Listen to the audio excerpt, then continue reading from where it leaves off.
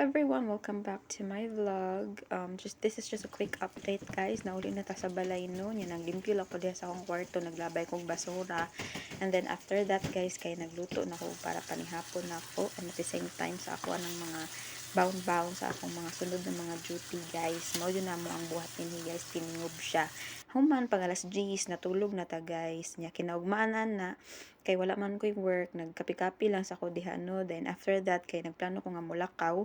So niadto sa ako sa Haywado, guys. Haywado is mao na supermarket nga duol diri sa amo. Anhi jud mi mamalit og konsumo, guys, like pambaon, pang snacks, like pan, biscuit, karne, mga ingana, guys. So ana mi sa Haywado. 5 to 10 minutes lang, guys.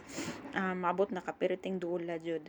Nya man mao na to siya, guys. Happy Valentine's Day ninyong tanan. Nagpalit po dai kog flowers, guys, para sa akong self. Okay, mao na to. Thank you. Bye.